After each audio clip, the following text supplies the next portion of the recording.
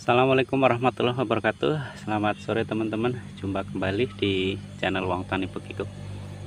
Untuk video kali ini saya akan berbagi tentang faktor-faktor apa saja yang mempengaruhi jumlah anakan pada tanaman padi ya teman-teman. Nah, ini kita lihat tanaman padi ini kita hanya menanam 2 pohon di awal ya, tapi ini sudah banyak kita hitung ya, 1 2 3 4 5 6 7 8 9 10 11 12 13 14 15 16 17 18 19 20 21 22 23 24 25 26 27 28 29 30 31 32 33 34 35 36 37 38 39 40 41 42 43 44 45 46 47 48 49 50 51 52 53 54 55 56 57 58 59 60 61 62 63 64 65 66 67 68 69 70 71 72 73 74 75 76 77 78 79 80 81 82 83 84 85 86 87 88 89 90 91 92 93 94 95 96 97 98 99 10 11 12 13 14 15 16 17 18 19 20 21 22. Jadi ini per pohon sudah beranak 11 karena ini satu rumpun jumlahnya 22. Kemudian yang ini satu batang teman-teman, satu batang. Kita hitung 1 2 3 4 5 6 7 8 9 10 11 12 13 14. Untuk yang satu pohon menjadi 14. Baik, akan kita bahas faktor apa saja sih yang mempengaruhi jumlah anakan. Jadi faktor-faktornya ada 2 teman-teman. Faktor internal yaitu dari benih padinya sendiri, dan juga faktor eksternal. Jadi perilaku kita terhadap tanaman padi yang masih muda, dan faktor dari luar juga, baik dari pemupukan maupun jenis hama ya teman-teman. Baik, kita bahas satu persatu. Untuk faktor internal ya, faktor internal dipengaruhi oleh jenis bibit yang kita tanam. Kita akan lihat kalau yang dari bibit pertanian yang kita beli, biasanya di situ sudah ada jumlah anakan itu kira-kira berapa. Kemudian kalau benihnya tidak kita beli atau turunan, maka juga kita lihat jenisnya, turunan itu hibrid atau bukan. Kalau hibrid maka pasti ya penurunannya akan sangat banyak. Itu dari faktor internal. Untuk faktor eksternal kita bahas satu persatu teman-teman. Jangan lupa ikuti terus video ini, semoga bermanfaat buat teman-teman. Jangan lupa yang belum subscribe, silahkan di subscribe di channel Wong Tani Bekikuk.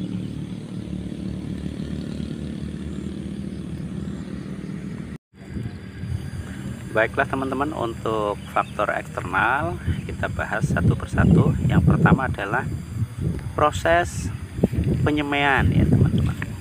Untuk proses penyemaian ini juga sangat berpengaruh, karena di situ waktu pertama untuk pertumbuhan anakan padi. Untuk penyemaian nanti akan tergantung pada saat pencabutan ya teman-teman. Pada saat pencabutan juga sangat berpengaruh.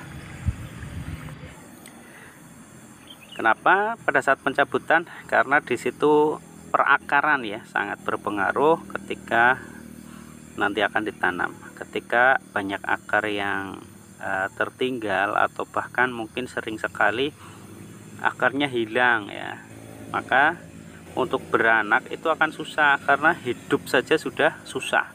Tingkat kesetresan pada saat ditanam nanti ketika pindah itu sangat tinggi, sehingga akan memperlambat. Nah, seperti ini kita lihat, ini akarnya hampir terbawa semua teman-teman, sehingga mempercepat proses pertumbuhan ketika nanti pindah tanam.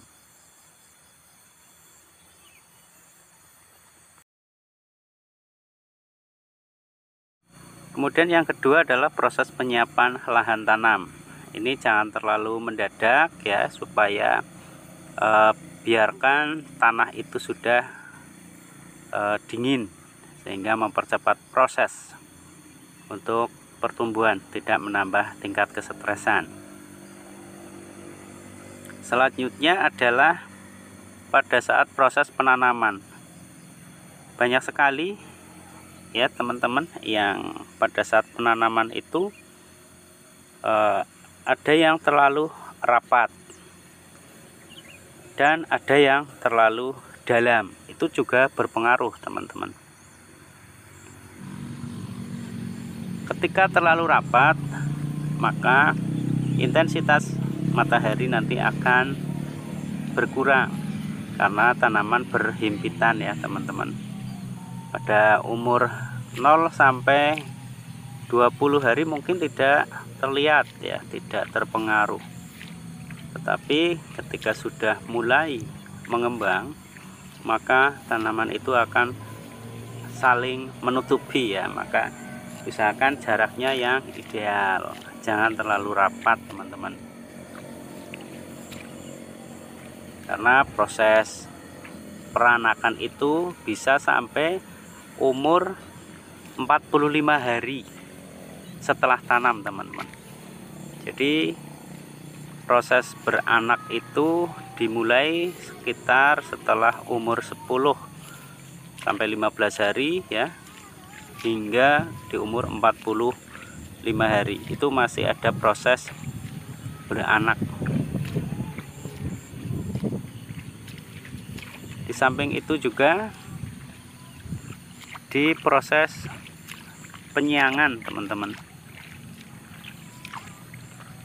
Proses penyiangan juga sangat berpengaruh. Karena apa? Ketika proses penyiangan nanti kita akan banyak sekali memutus perakaran, sehingga merangsang tumbuhan itu untuk beranak, bukan fokus memperpanjang akar ya teman-teman.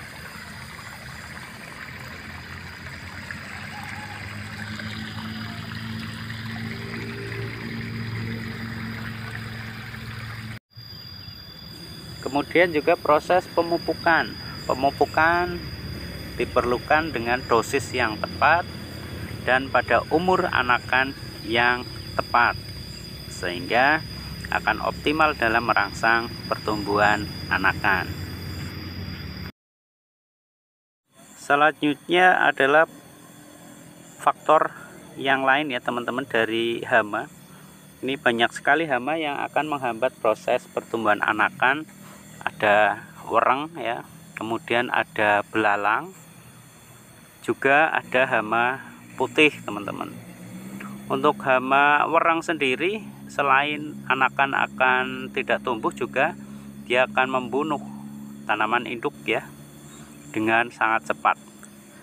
Kalau untuk belalang, karena belalang ini memotong atau memakan daun-daun yang muda, maka dia akan menambah tingkat kesetresan pada tanaman padi itu, sehingga tidak akan cepat beranak. Kemudian ada juga hama putih. Hama putih menyerang pada umur muda ya teman-teman, biasanya di umur 1-3 minggu. Selain hama putih juga ada yang namanya virus ya, bisa blast, hawar ya. Itu juga akan sangat menghambat pertumbuhan anakan. Itu faktor eksternal teman-teman, seperti yang ini nih.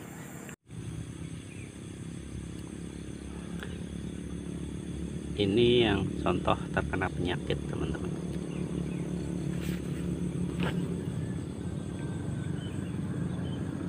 Dia tidak beranak, daunnya kuning ya, kuning.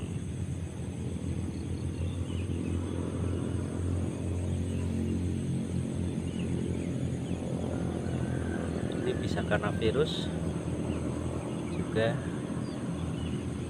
jamur ini kelihatan sudah.